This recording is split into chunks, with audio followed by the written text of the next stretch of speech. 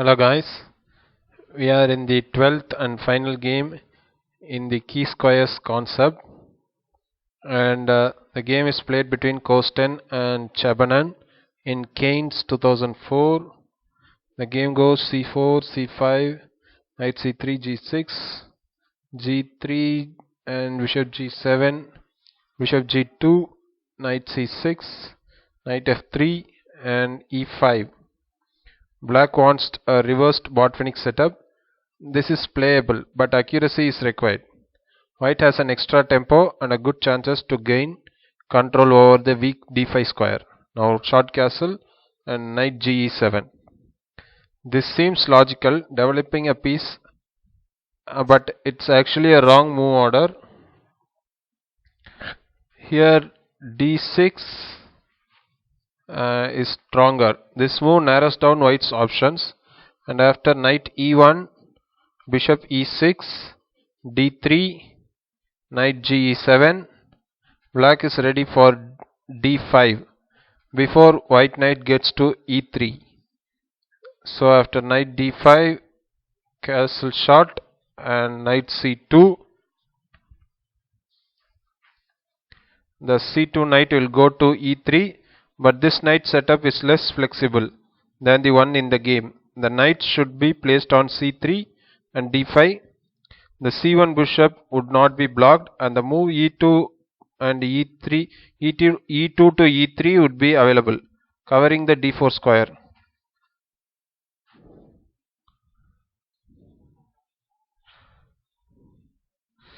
But here black plays knight ge7 and now knight e1.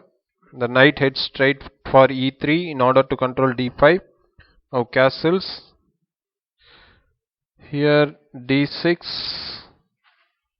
and knight c2, bishop e6 is met by knight e3, defending the c4 and controlling d5.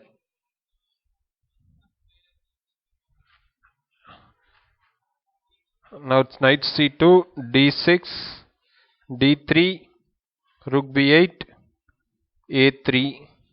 White wants to play b4 without even playing rook b1. Now a5, a standard reaction, preventing the move b4. But the b5 square is now weak. Bishop g5, a very typical move in such positions. White wants to eliminate the e7 knight, which controls the weak d5 square. Now f6. Here h6,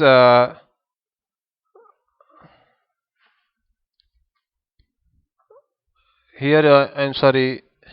Now f6. This f6 move, this is the best move here, but the g7 bishop is now shut off and can only be reactivated after advancing the f pawn. Again, this will inevitably lead to the creation of some new weaknesses, probably the g5 square. Here h6 is a well-known mistake. This is a positional mistake because after bishop takes e7, knight takes e7, rook b1, bishop d7 and b4 gives white an edge, and here knight e3 with the occupation of the d5 square can also be played. So h6 is a mistake, so f6 was okay. Then bishop d2, then bishop e6, then knight to e3, knight d4. Black's knight on d4 will be kicked back after e3. Meanwhile, white's piece installed on d5 will be safe. Now knight e d5, now knight takes d5 and knight takes d5. Here bishop takes d5 seems solid, but after bishop takes d5, knight takes d5 and b5, now e3, knight to e6. It looks like white's knight on d5 is not completely safe. Black can offer its exchange by moving his knight to c7.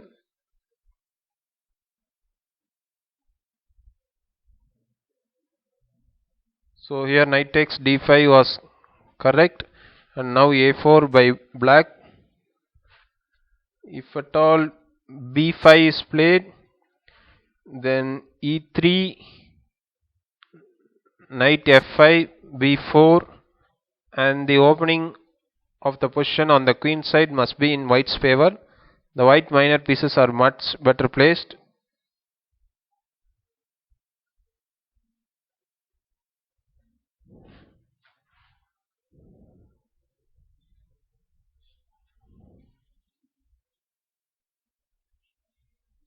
Here after b4, b5, then e3, then if knight goes to c6 instead of f5, then c takes b5, rook takes b5, and queen a4 is clearly better for white due to the many weaknesses on the queen side and lack of harmony in the black's camp.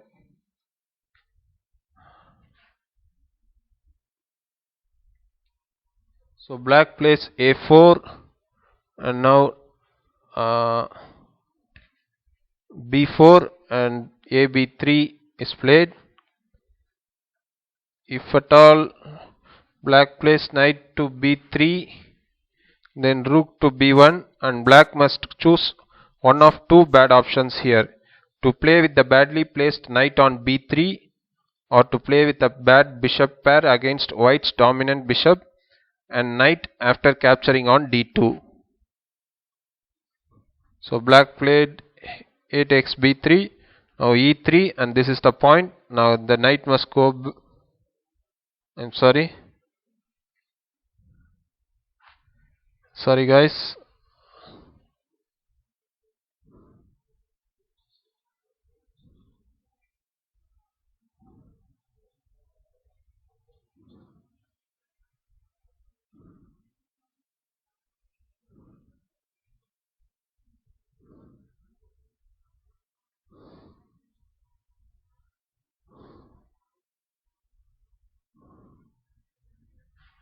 Here after a takes b3, now e3, and knight c6,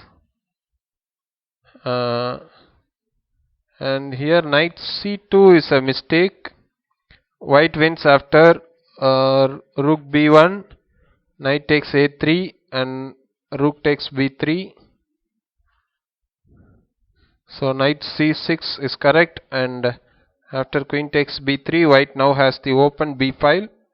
Black cannot even use the a file because the white knight will soon be placed on b6. Also the b7 pawn is more vulnerable than the a3 pawn. White has a comfortable advantage. Now knight e7, knight b6, of course keeping the dominant knight. Now f5. Now here knight c8, insisting on exchanging brings nothing good to black. After rook ab1, knight takes b6, queen takes b6 with dangerous pressure on the queen side. So f5, rook ab1 and g5. Black looks for counterplay on the king side. Now we have f4, a typical counter to black's king side expansion. Now g takes f4, e takes f4. Control over the d4 square is weakened, but it is not that important. White's king will have a solid shield of pawns, unlike black's. Now knight c6, queen d1. The h5 square is targeted. White wants to combine play on both flanks. Knight d4, queen h5, and king h8. Here if bishop to f7, then bishop to d5, and the queen remains active on h5. So after king to h8, now bishop d5, bishop takes d5, knight takes d5. White has more influential and safer knight and a more secure king. Also, black may have problems with the b7 and f5 pawns, hence white must be better. With his next move, black tries to get rid of one of his weaknesses.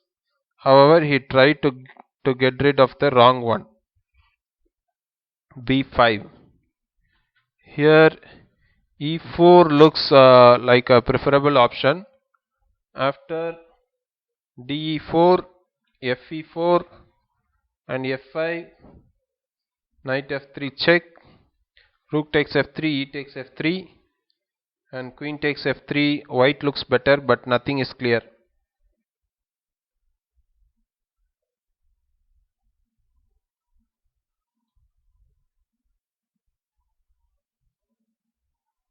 So after b5, fe5, de5,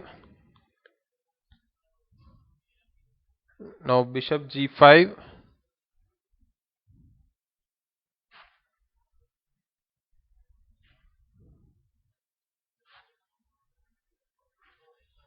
and black probably missed this wrong counter.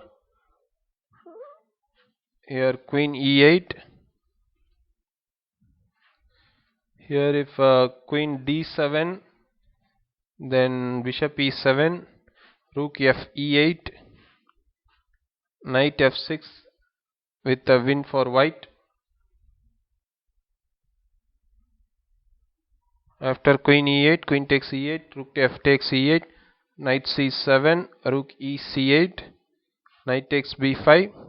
White is a pawn up and still has a positional advantage. Now e4, a solid attempt in search of counterplay. The idea is also to exchange pawns in the hope of surviving the endgame. Now d takes e4, f takes e4, king g2.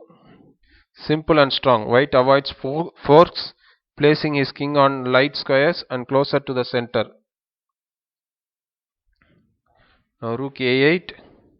In time trouble, black missed white's options. Knight d6, rook c6, knight takes e4, h6 and bishop f6. This is the simplest. White exchanges material and eliminates black's strong bishop, which controls the important diagonal and secures the position of the black king. Now bishop takes f6, knight takes f6.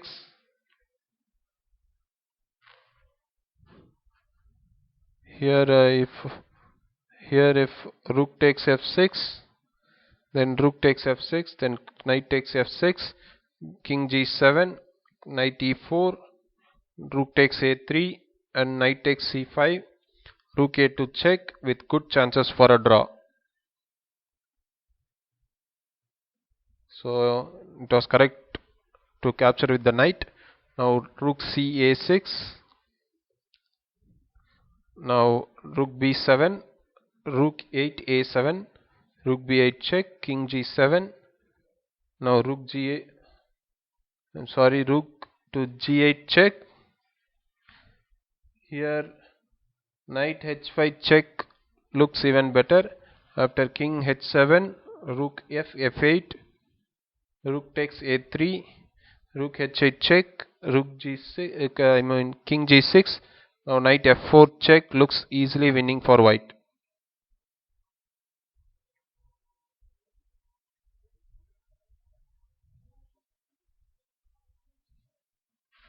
Here even rook c8 and rook takes a3 and rook takes c5 is also very good.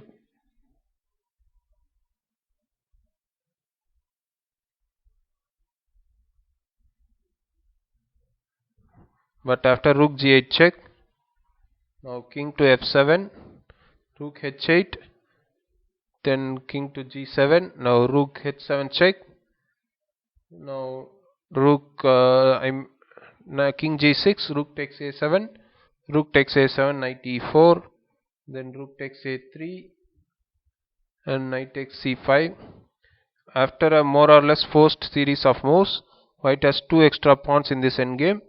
It is not that simple to convert this advantage. Due to the limited material on the board, In the end, with the help of some tactics, white managed to win, although both sides made some bad moves. Here knight f5,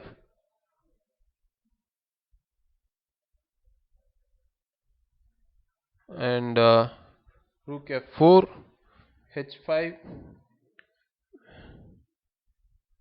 with the idea of exchanging this last pawn and to restrict the activity of the white king. Now knight d7, knight e3, and king h3, knight g4, and king h4. This fine response proves that black's temporary initiative is definitely not serious counterplay. Knight takes h2, knight e5 check, king g7, rook f7 check, king g8, rook f5, rook c3, rook g5 check, king f8, and king takes h5. Black assumed he was simply exchanging a couple of pawns, but now white's pieces are dangerously active. Now king e7, rook g6, knight f1, g4, rook e3, knight c6 check, king d7, c5, and rook c3. Now knight e5. Here knight b8 is stronger. After king c8, knight a6, and now c6, c7 looks unstoppable. But white goes knight e5 check, king e7, and c6, and now rook c5, and rook g5, knight g3 check. White's pieces are surprisingly cramped, and king h4,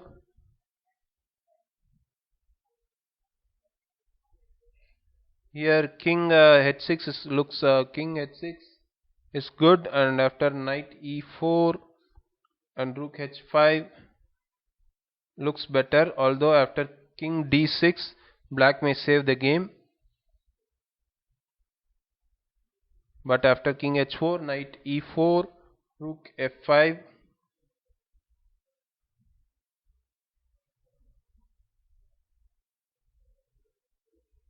here knight g6 check, and king d6, rook takes c5, and knight takes c5 leads to a draw. So after rook f5, now king e6, now finally black collapses. Now knight f3, rook c4,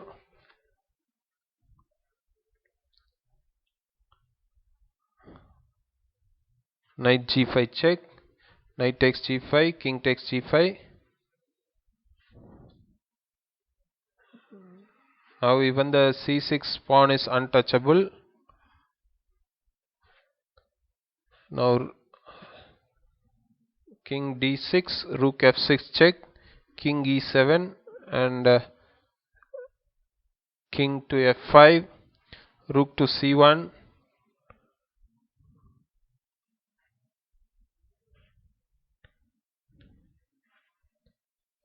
and g5, and black resigned here. From a theoretical and strategical point of view, this was a very important game, despite the mistakes made by both the players in the end game. So okay guys, I hope you would have enjoyed the game, and I'll be meeting you in the next new series. Thank you all.